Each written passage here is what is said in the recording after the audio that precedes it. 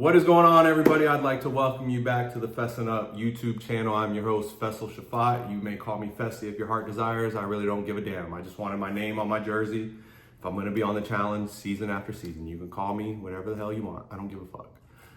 But with no more further ado, let's get into All-Stars Rivals Episode 2. So instead of going back and rewatch the episode, write notes, I'm just gonna live watch it with you guys and let my comments fly because, to be honest, the questions kind of sucked.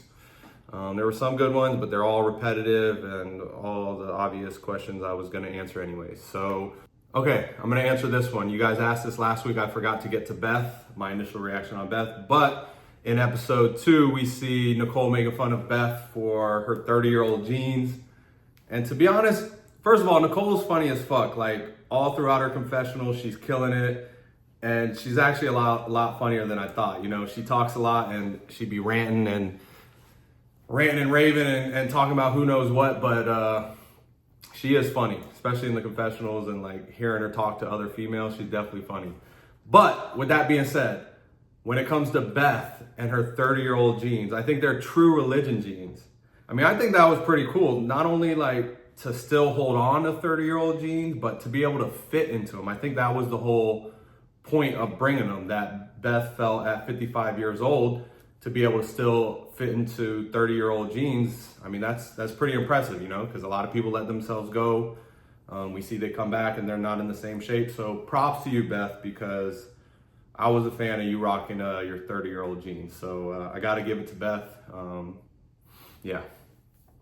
All right, so right when we pull up to the tall-ass building in Vietnam to do the challenge, we already knew right off the gate, right when we pull up to the building, it's Heights Challenge. Especially the people who were on 40, like Devin and Leroy, they already were familiar with that building because obviously they did a challenge on that same building. So right when we pulled up, everybody knew Heights Challenge. Obviously, we're going up the elevator. But the funny part was, you know, you see Beth crying and honestly, they didn't show Big T and Corey crying, but all the way up until, because they were in, Big T and Corey were in Amber and Icy. So all the way up until we went, Corey and Big T were both crying. And, you know, Amber told me after the challenge, she was like, listen, I went into the bathroom before the challenge to cry because I didn't want you to see me crying. I was like, damn, it was like that? Because Amber, I thought she was good. Like, obviously we were all scared, but I didn't know she was crying in the bathroom. So the fact that she felt like she had to go do that in the bathroom that way I wouldn't see was surprising to me to hear that. But yeah, a lot of people were crying. And I think it had to do, the fear of this Heights was, you know, you had to put your trust in someone else's hands. And in a lot of cases, these pairs were mismatched. You know, you got another female holding up another female, or you got, in some cases, there was a female holding up a male. So I can understand the fear, you know. But even though me and Amber obviously had the best ratio as far as weight and size and length go for this challenge, the only equalizer there was math, and it was a pretty basic math equation. So I was able to solve it pretty quick. And I wasn't worried about it. You know, we went in round 4, so I saw the other pairs go, and it was funny because after we went, I come back up after our heat was done, and Devin goes, did you know that was the same math question from the first round? I was like, nah, bro, because like when you rip that banner off, your first thought process isn't, okay, let me sit and compare the last math equation. No, you immediately get to solving, you know? So that thought didn't even cross my mind. But the reason why I didn't even think that it would be the same math problem, because we watched the first heat go, we saw their math problem, and then the second heat and the third heat had different math problems. So we just assumed that every math problem was gonna be different, but production was smart with it. They only rotated a couple, that way we thought it was different, and then they ended up just recycling a couple. So that strategy ended up working for them, but because I had no clue, I just immediately started solving it. But one thing I will say was, so Amber and I were in heat 4, I believe, or whatever heat we were. I know we weren't the first heat or the second heat. You know, I don't know how they edited it, but we were one of like either the 4th or the 5th heat, I believe. But what was crazy was when you see everybody going, I know you didn't get to see like a lot of teams going because they didn't want to go, but like if you saw Adam and Steve, go back on the episode and look at the way Adam is holding the rope. Because what made this challenge so hard was the rope that you had to hold your partner from. It was only about, 3, maybe 4 feet of wiggle room. And at the end, it was a knot, like a butt. So that was what you would use as leverage, at the end of the rope. So what made it difficult was because the rope was so short and you didn't have a loop or anything to grab, you just had the butt end of the rope with the knot tied.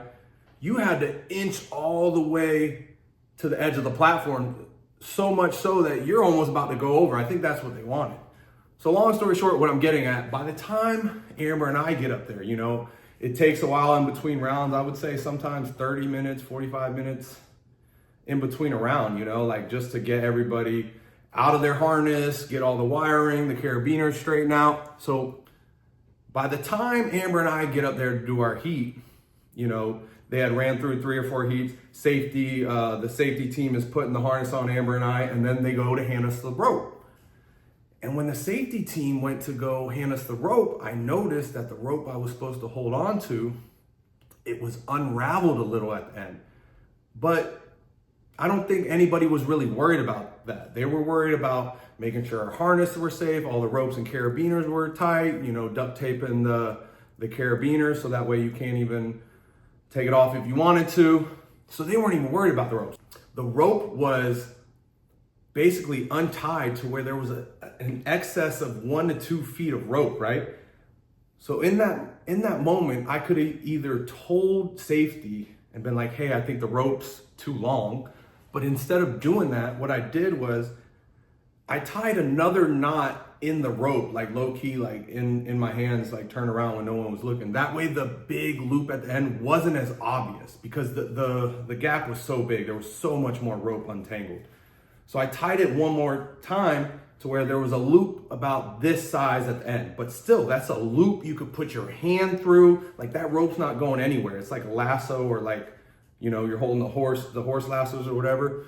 I had that shit like this. Everybody got a big ass rope like this and I'm holding that shit like this. So what I did was I just made sure I kept it bunched up in my hand, not advertising it, until we were done with the math problem. I unhooked her, and then right when we got to the edge, that's when I did it because I knew that everybody was gonna be, their eyes was gonna be fixated on Amber reaching out. So nobody was really gonna be worried about the end of my rope. I didn't think they were gonna put 2 and 2 together. So that was a risk I took, and it was a big risk because in that moment I was like, damn, Amber and I are obviously the clear favorite here. We're gonna win this easy no matter what. But I was scared, like that shit, you had to get right to the edge. So when they handed me that rope on a silver platter like that, I was like, say no more. I'm gonna do it and I'm gonna be low key about it. And I was glad I didn't get DQ'd because that would have sucked if Amber and I killed it and then I got DQ'd, but that's the way the challenge goes. We got a saying, it's called ask for forgiveness, not permission.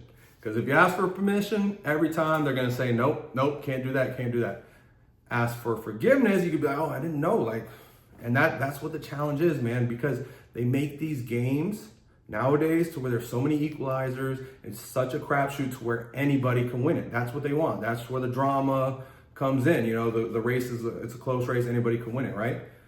But what happens when you have that, where was I getting with this? They make it like a crapshoot. Fucking rant and lost my mind. That's where I was going. So the problem is when you make all these games with the equalizer and crapshoots, how are you going to win it is coming up with the best strategy. Thinking in a second or two under pressure, who can come up with the best strategy, right? And sometimes it's cheating. Like that's the only advantage you get, or else you might as well go roll a dice, see who wins the challenge. And we've seen it in the Star Challenge in the first episode. When they cut the close-ups, Turbo has bowl spoons, Shane has bowl spoons. No knock on them.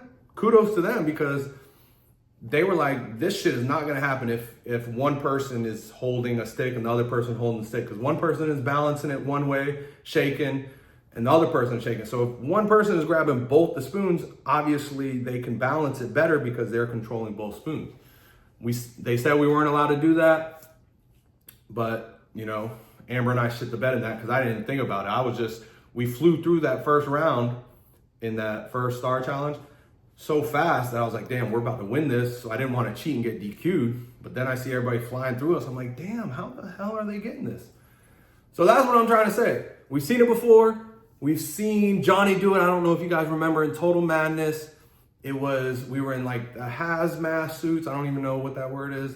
The big white suits with the hoodies like medical people wear, and we had to run in the bubbles, and there was a code flashing, and then we had to duplicate it with the colored bumpers. I don't know if you guys remember that. I think it was a double elimination. I think Wes ended up winning and pulling Johnny in, or vice versa. And what Bananas ended up doing was you had to run through this little funhouse full of foam and look at the color sequence. But the color sequence was reflecting off a sheet of metal hanging on the wall. So Bananas wasn't even running in there. That was just, a malfunction on production's part. They didn't even think about that. But Bananas had done so many seasons, he's just quick-witted like that, and he'll use anything and everything to his advantage. And that's what all the best ones do. I've seen CT in the double agents final. When I got down to the eating checkpoint and I was trying to figure out what was going on, I'm like asking production, like, yo, are we DQ'd? Like, we literally just ate up 30 minutes of our time with the EMTs having to carry her down the hill. So long story short, we start eating and I see CT grabbing some stuff, and when production's not looking, he's tossing it behind his back into the gravel, into the sand, so nobody could see it. And I'm not about to rat his ass out because shit, I'm about to get DQ'd or whatever. Like, Casey's patella tendon was torn. So, but it's crazy the amount of cheating that goes on, and it is what it is, man, because production just got too many things going on to keep eyes on everything. It's a lot going on. Okay, so when it started raining, I think it was halfway between Dario and Ashley K's turn. And obviously we saw it starting to rain, we saw it starting to lightning. So production ended up pulling us in. So we were waiting indoors for it had to have been 3 to 4 hours, man. Like, it was a long time.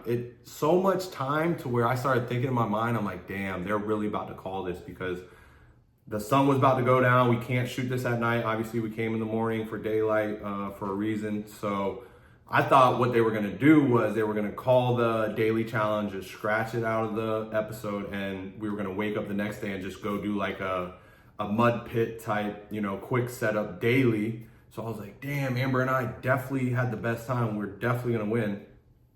So it was actually a blessing in disguise when the head of production came up and said, she asked the 3 teams, the 3 pairs. She was like, hey, we have options. Either we can come back tomorrow and shoot it, or, you guys could just take the L. And at first, looking at the teams, I'm like, damn, Devin and Leroy definitely going to want to go. Turbo's ass, definitely going to want to go. He's competitive. So I was shocked especially when Turbo and Nani didn't want to go, because I thought Turbo was definitely going to want to go because they had a pretty good shot. Obviously, the bread and butter was male and female partners because obviously you had to hold one another. So even though male and male partners are stronger, in this particular daily, it was more beneficial to have co-ed partners. So what I'm saying is I was shocked, that all 3 pairs decided to pass on it. It was actually a blessing because then obviously Amber and I get the win. We don't have to redo it. And additionally, we don't have to wake up the next morning and all lug our ass, 2-hour bus ride up the elevator, do 3 more rounds just for them not to even beat our time. Because to be honest, the only person that maybe had a slight chance was Turbo and Nani, just because, like I said, the best matchup was co-ed partners, and Turbo's pretty strong and Nani's lanky. But Amber and I got the math problem right so fast, and we had no hesitation. It was going to be tough to beat it. So I think Devin and Leroy, because they were rooming with us and this was the very first daily, they felt confident that Amber and I weren't going to pull that trigger that early. And then as far as Turbo and Nani, me and Nani were cool because of Casey and our past. So I think Nani felt safe. But I think Nicole and Melissa, I don't know. I don't know if they were gonna do it. I know Nicole probably obviously wanted to do it, but we saw how freaked out Melissa was. So I think it was no sweat off their back when TJ asked them. I just want to say, Turbo's smart, man. Like, for him to be a competitor and English not be his first language, and during all this clusterfuck, for him, even though he already has his doubts about Nani, to trust Nani this early and not go out and compete for his safety, for him to put his trust in Nani and be like, she has a plan, that just goes to show how smart and intellectual Turbo is, because even though there's a language barrier, he can sense that Nani is very good politically. You know, he knows that. Like, Nani is a smart girl. Like, if Nani is saying, yeah, let's pass on it, it's because Nani obviously knows something. Like, she feels safe, you know? Okay, why did Amber and I vote in Beth and John A? So to be honest, that was a last minute decision. It's not like we had some malicious, well thought out plan to get them out of there. So what happened was Amber and I obviously get the win. So you guys heard in the confessionals, I was like, listen, I'm not trying to strong arm Amber into doing what I want to do politically, when my number one objective of this season is to get on good terms with Amber. We're partners. We got a very good shot at winning this.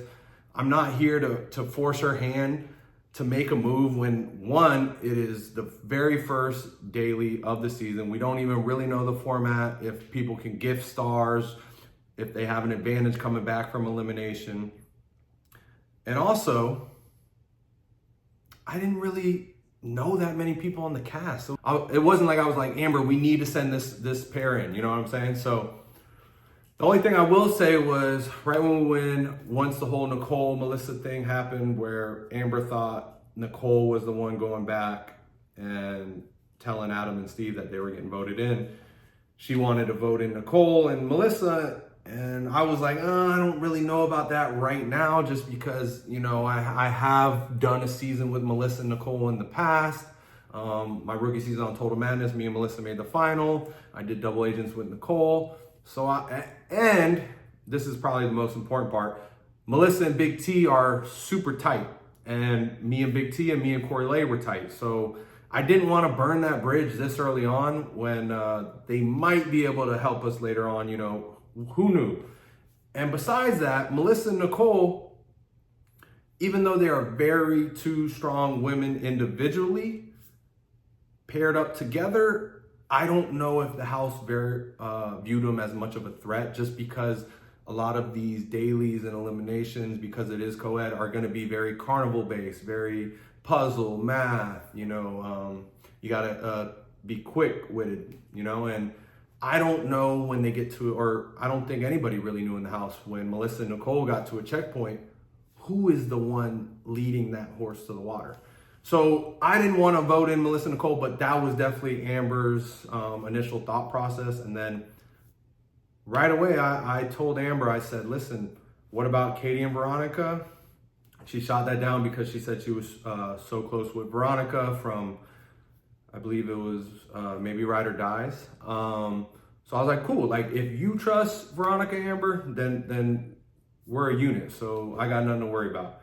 Because I had no relationship with Veronica, but I knew that because her and Katie were partnered together, that they weren't going to be able to win a lot of these dailies, and no OG is going to sit back and not be able to win dailies and not be scheming their ass off.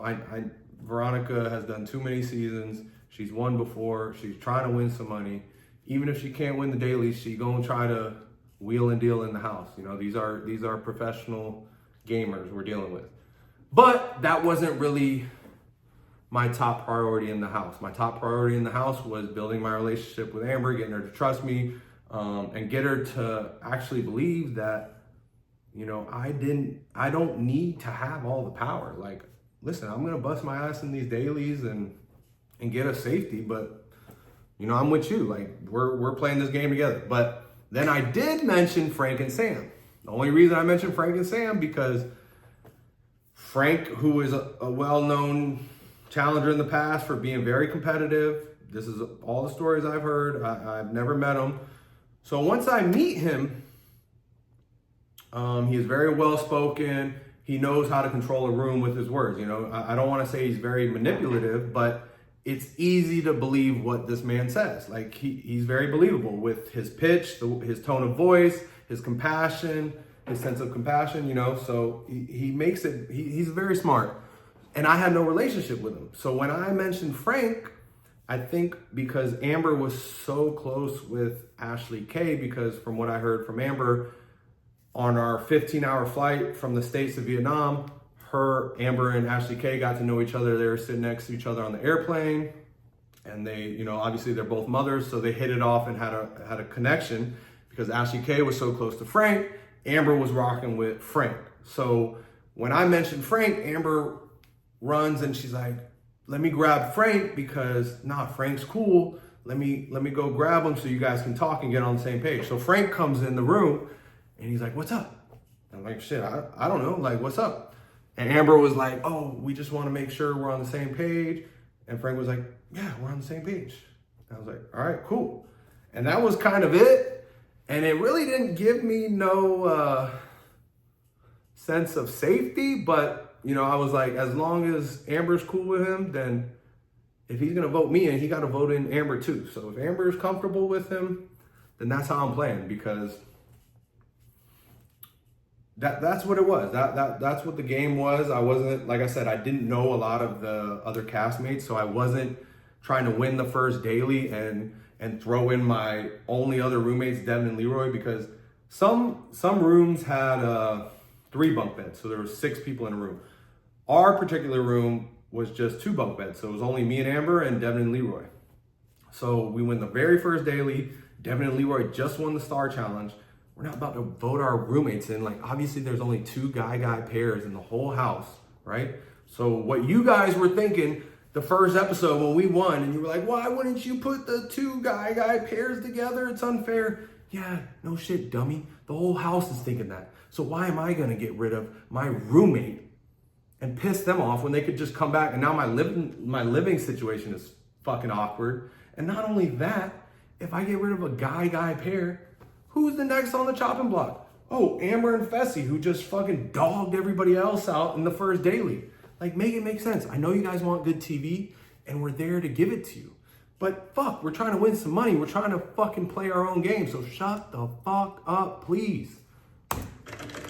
I will say, watching the elimination back, Steve and Adam versus Beth and John A, it really wasn't as close as they made it seem. As much as Beth and John A did kick ass, Beth and John A's downfall was the roll of the dice. That's what inevitably ended up screwing them, because when you rolled the dice, if it landed on a color you already got, then it didn't count. You had to get a new color, right? So Beth and John A were rolling that big dice and say they just rolled red and they stuck the red 6 in. That meant they can only get other colors, right? So they would get red like 2 or 3 times to the point where Steve and Adam, they were rolling their dice, and every first roll they would roll was the exact color they needed or that they previously didn't use. So honestly, it came down to the roll of the dice.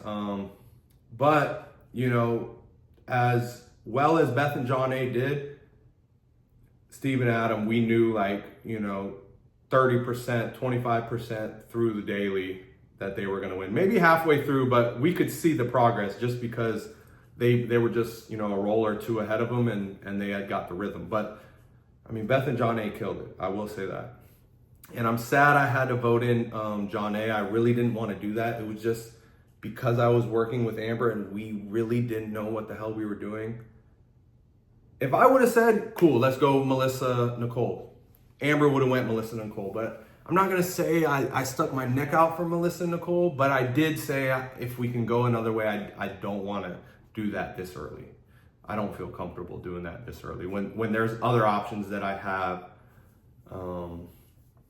not as well a connection with. Even though I do like John A, we roomed together on Challenge USA 2.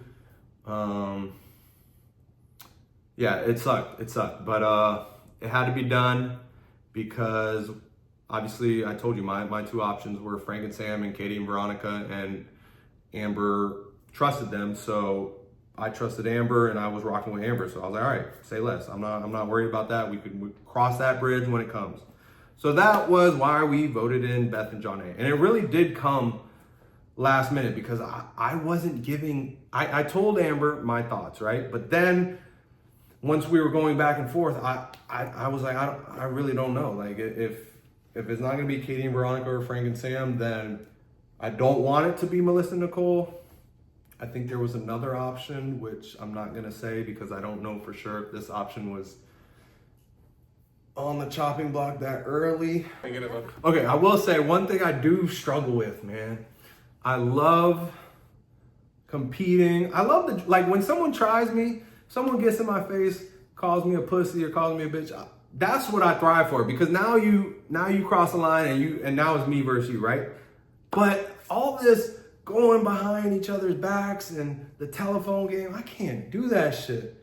So what I was saying was, oh yeah, this is what I was getting at.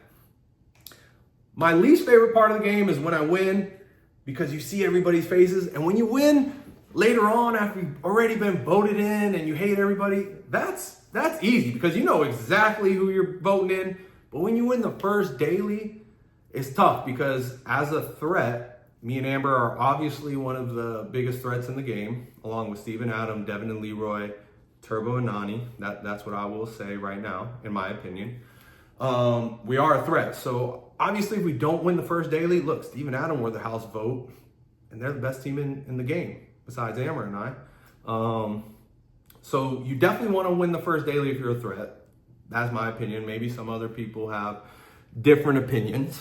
My least favorite part about the game is definitely having to say a name just because this early on, there's not really nobody you have a target on. It's a lot easier when you're deeper in the game and somebody already voted you into elimination and now you're like, you're definitely going in. But when you win the first daily, it sucks because you're definitely gonna have to get some blood on your hands. So it's my least favorite part about the game, and sometimes I don't give people a heads up. Maybe I can. A lot of people love to give the courtesy, but I don't know. It's a game, and like, I don't know. I feel like I don't have to tell you. Like, all right, guys, that is gonna do it for the episode 2 recap of Challenge All Stars Rivals. Don't forget to subscribe to Fessin' Up YouTube channel, and I'll be breaking down every episode of All Stars Rivals from here on out. Appreciate you guys.